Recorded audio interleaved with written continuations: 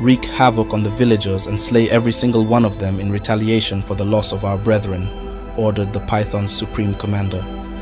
Kill their men and women in their farms. Ambush and slay children along the lonely path leading to the village stream. Python eggs. Oh God, I am so rich.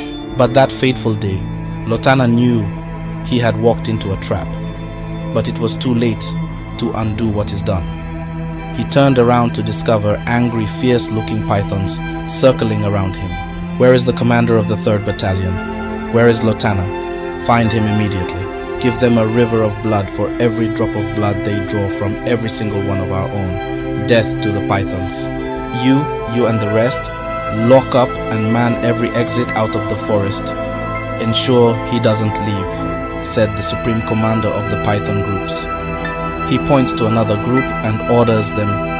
You and the rest form a group of 5. One group should head north, the other east, the other west, and then south of the forest in search of him, while the remaining group should remain in the center.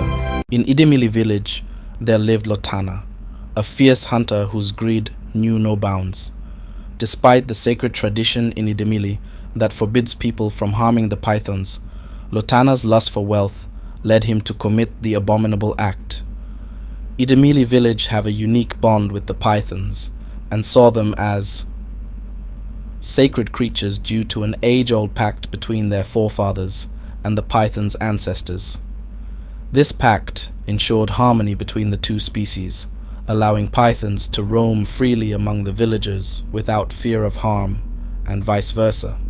It was a common sight to see children playing with the serpent and even wearing them around their neck like a glistening piece of ornament without harm. Legend had it that the pythons once saved Idemili village from a group of dangerous bandits, using their imposing presence to frighten away the invaders who plundered their crops and took their women. This heroic act solidified the bond between the villagers and the pythons, cementing their status as revered creatures and serpentine brethren of Idemili. However, Lotana's insatiable desire for wealth led him to violate this sacred tradition. Secretly, he hunted pythons, mercilessly killing them and plundering their eggs to sell at exorbitant prices to foreigners from distant magical lands who sought them for ritual purposes.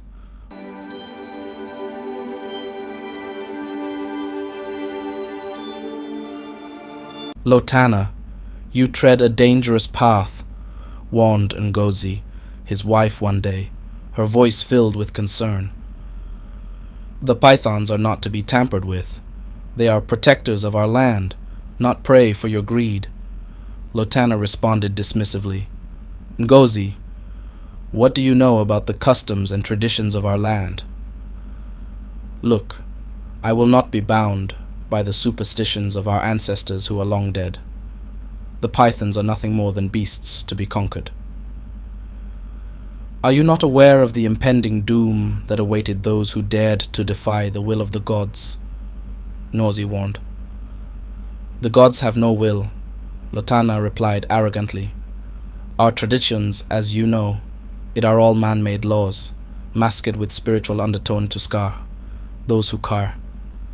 Despite this confrontation between him and his wife, Lotana continued his atrocious act.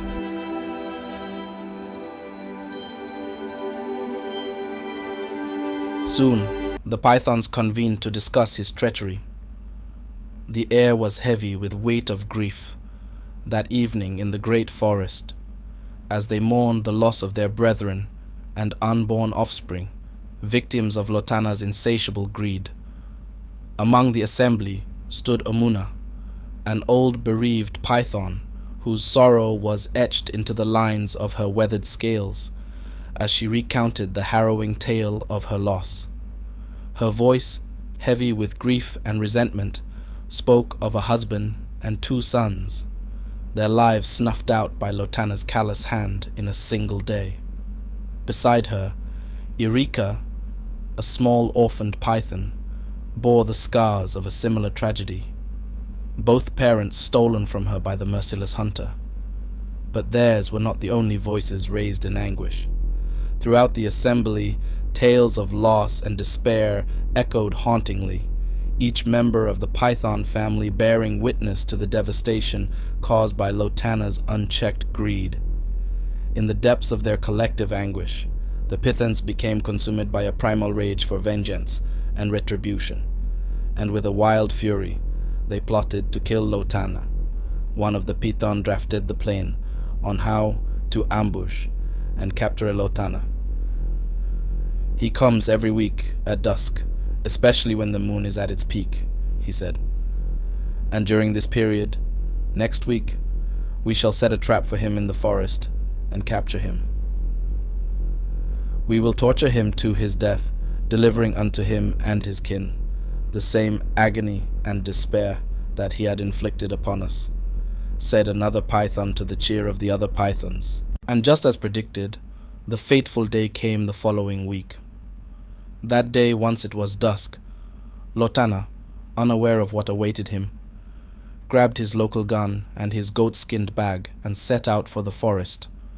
A full moon that looked like a large, incandescent white watermelon fruit in the sky illuminated his path, and the humid air stirred with flying insects that bumped against his face. Soon, his feet were covered in mud, and the wet, overgrown wild bushes brushed against his bare skin as he walked. When Lotana eventually arrived at the forest, he was struck by what he saw: pythons' eggs carefully arranged at the center of the forest, in the open and full glare of the forest. He was perplexed. He perceived danger, and became to look around, filled with suspicion. In all his years of plundering python eggs, never has he seen such. The pythons were intelligent creatures. They often laid their eggs in nests, concealed and camouflaged with leaves or buried under soil, so not to be discovered by other predators. However, Lotana, being a crafty man, knew his ways with these things, and so every passing week he stole tens and sometimes hundreds of eggs from the great forest.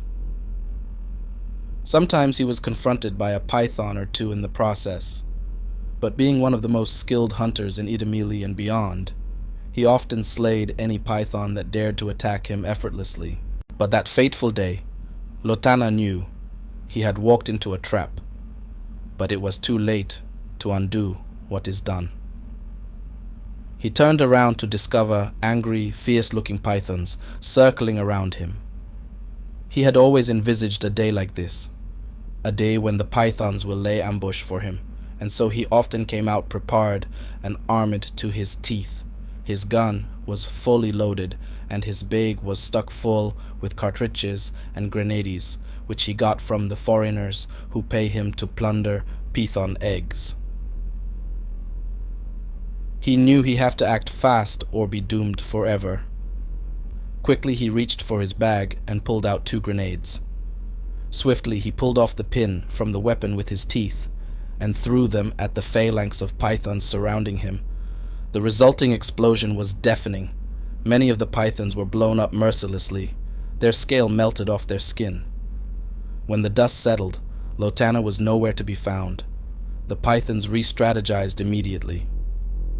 You and the rest lock up and man every exit out of the forest. Ensure he doesn't leave," said the supreme commander of the python groups. He points to another group and orders them. You and the rest form a group of 5. One group should head north, the other east, the other west, and then south of the forest in search of him, while the remaining group should remain in the center. Despite their strategies, Lotana was a very crafty and skilled hunter, gifted at using camouflage to fool his opponents. Sometimes he covered himself with leaves to look like a tree, a branch to look like a stick, and even mud to look like a heap of sand. Consequently, he neutralized and killed the numerous python groups that came after in the forest. Eventually, he escaped from the forest. The pythons recorded over 30 casualties, most of them dead. Enraged by the massacre, The surviving pythons unleashed their fury upon the villagers. Wreak havoc on the villagers and slay every single one of them in retaliation for the loss of our brethren, ordered the python's supreme commander. Kill their men and women in their farms, ambush and slay children along the lonely path leading to the village stream. Afterwards, tens and hundreds of the villagers were declared missing or found mysteriously dead. Soon, Idemili village was thrown in pandemonium. Nobody knew who was responsible for the dead and missing people. This continued for weeks until one day, a palm wine tapper saw from off the tree, while tapping wine, a python swallowing a pregnant woman. Afterwards, he quietly descended from the tree and quickly raised alarm. Panic swept through the village, as the villagers soon discovered that the pythons were responsible for the loss of their loved ones over the past weeks. Ultimately, they declared war against the pythons.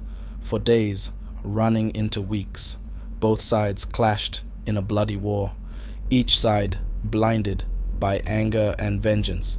Lotana was made one of the three commanders, each commanding one of the three battalions formed to combat the pythons. And he had said, "We will not just give the pythons blood for blood, but a river of blood for every single human blood they shed. We will not just give them a tooth for a tooth, but a whole jaw for a tooth." And off they march into battle.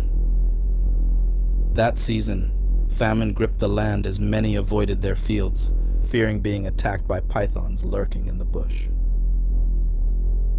The escalating conflict claimed many lives on both sides, pushing the death toll ever higher every single day. Then, in a pivotal moment, the village's venerable chief priest, blessed with the unique ability to commune with the pythons, stepped forward to halt the senseless bloodshed. Through his mediation, a startling revelation emerged. A human had first ignited the conflict by indiscriminately slaying pythons, triggering a retaliatory response from the creatures. Further, the pythons claimed that this same individual led the humans to wage war against the pythons. It was confusing. They were only three commanders, each commanding one of the three human battalions. Yet, when two of these commanders were presented to the pythons, they absolved them of guilt, pointing instead to the missing commander. Lotana was the missing commander, and soon everyone knew he was the culprit, the true instigator of the war. His wife, Ngozi, confirmed his atrocities under the chief priest's stern questioning. She was banished from the land alongside her absentee husband. Still burning with quest for justice, the villagers and the pythons joined forces, combing every nook and crannies of the forest for Lotana. But Lotana, cunning as ever, had vanished without a trace, leaving behind only chaos and devastation in his wake. But both parties did not relent and continued their search for Lotana. They swore by the gods that he must pay dearly for breaking their sacred traditions and bringing untold havoc and bloodshed. Their intent was clear: to serve as a stern warning to any who dared tread the path he had chosen. Later that evening, Lotana found Ngozi lying down at the outskirts of the great forest, with her belongings, rain pelting down upon her. Their unexpected encounter ignited a passionate embrace. Eagerly, Lotana introduced her to his newfound companions, a formidable group of rugged men. Despite their fearsome appearance, they welcomed her warmly and offered her roasted bushmeat and palm wine. These men, descendants of the notorious bandit factions that once terrorized Idemili, pledged their allegiance to Lotana's quest for vengeance against the village. "Prepare yourselves, brothers," declared their leader with conviction. "We shall unleash a devastating blow upon Idemili village, dismantling their defenses and seizing their lands, crops, and women as our rightful spoils." Cheers erupted among the men, their resolve unwavering in the face of impending conflict.